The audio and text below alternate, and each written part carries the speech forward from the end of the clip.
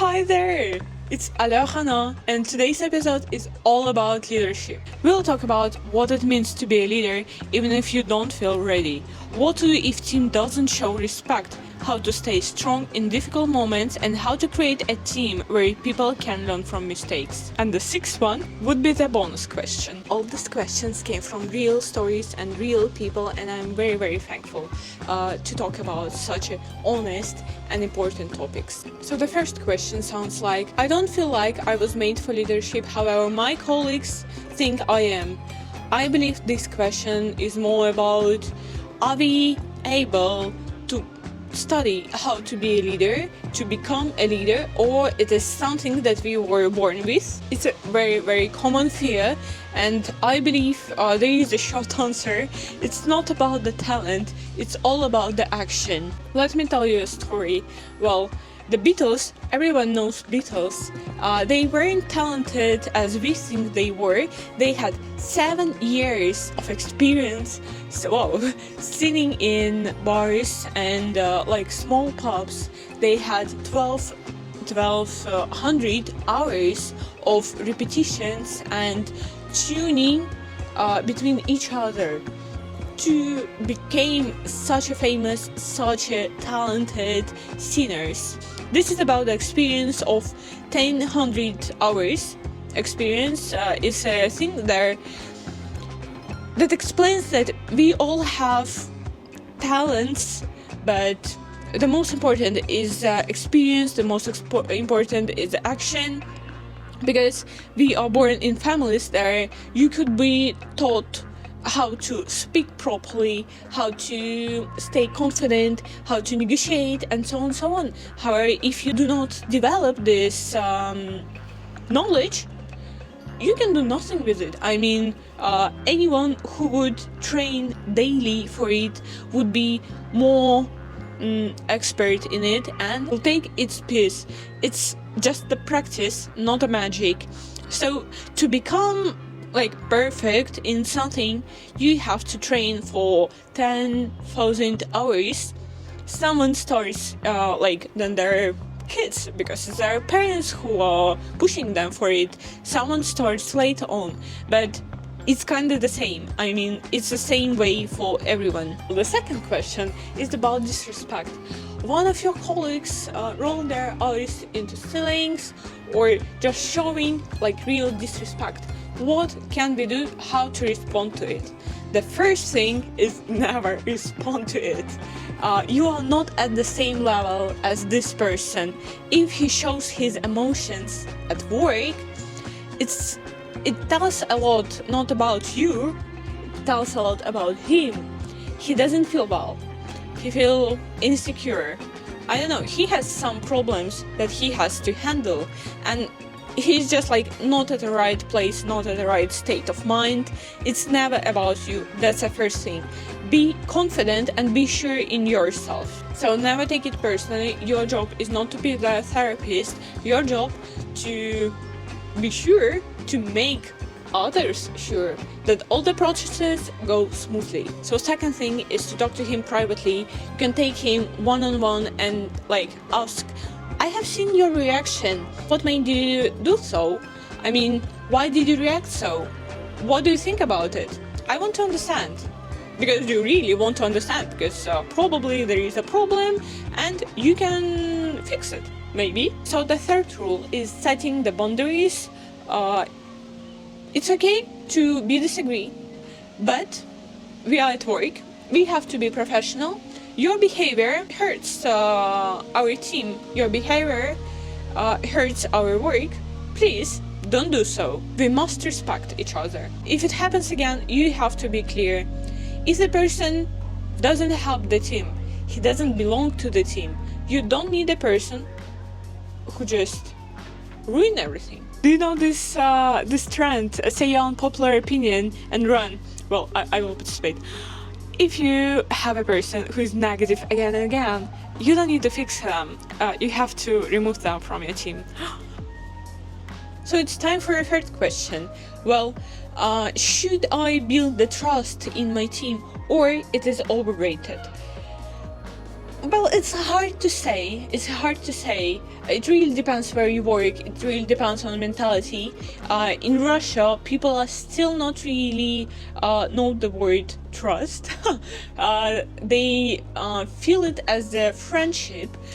So when you build trust, they feel closer to the boss, and at the same moment they start to be relaxed and not serious sometimes. But when you become stricter or more demanding back, they feel betrayed, and it becomes personal. But at the same time, I was working with a team in France, and it is the opposite situation. Here they cannot work without trust, without respect and personal attention to your colleague. It's just much more effective. They work really better if they feel, I don't know, if they feel respected and appreciated. So my answer is you have to test what works for you. Trust, it's not a magic. Trust is a tool. Try small steps. If it is efficient, go on. If it's not, don't be a cold boss neither, but just don't force it. Question number 4. Why do people tend to discuss who's a bad manager and never discuss who's a bad employee? So the short answer for this question is just that there are more employees than managers. But if you go a bit deeply, it's the question of tasks. I mean, managers are extremely busy with dealing with problems on their side, on the client side, on the side of the team, on each team member side. So he doesn't have time to gossip, and he has a high level of reflection. I don't know. He has a high level of understanding the situation with the work and no emotions. A good manager doesn't think who is bad. He's thinking what is not working, what should we fix. Sometimes it's a person, sometimes it's a part of the team. So, but yeah, I guess they believe more in functions, not personalities. It's nothing personal in business. So we would say strong leadership is not about feelings, it's about results. And that's it. The 5th question is also about respect, but then you're new and young. So the question was about being a young, new manager and being not respected in a new team, how to deal with it. It's normal, especially in your situation. People often try to test new managers, but you don't need to fight for respect. You need to show your value. Well, the first thing I would recommend is explain your role. Your role is not to control them. Your role is to provide a smooth, correct, and efficient work.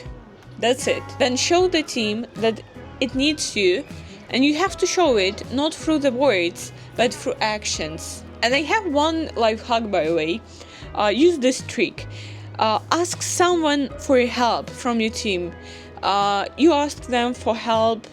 You have done this before. Probably you know better how it works. What do you think? And they would become more connected to you. They would feel that you are the same as them. You are the part of the team. You are the part of this group. So they would more understand you.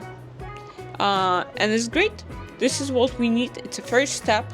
And the most important, don't try to be liked. You have to be clear, calm, and useful. That's it. It's time to have the last question. The 6th question is about mistakes.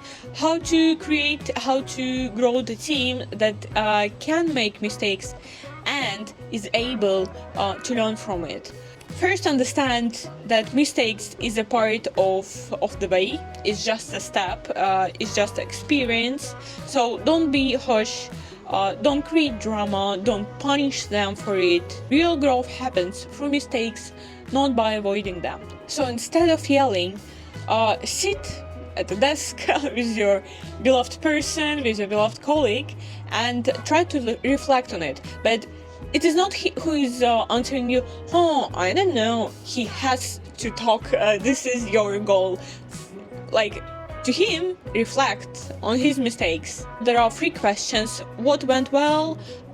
What could be done better? What would you change next time? And do this not only after mistakes and bad experience, but also after success cases that would really help to improve and develop their skills, and won't be associated with the punishment after some bad projects. So let people see their own actions. That's how awareness is built. A team grows when it feels safe to try, and it feels support that they fail, so they can be more risky, and the business is a huge risk. The whole business is a risk, and we are here to do business.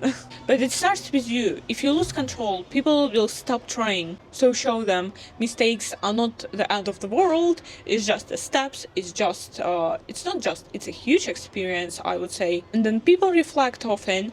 They stop doing the same mistakes. Thank you everyone who has sent stories, situations and questions.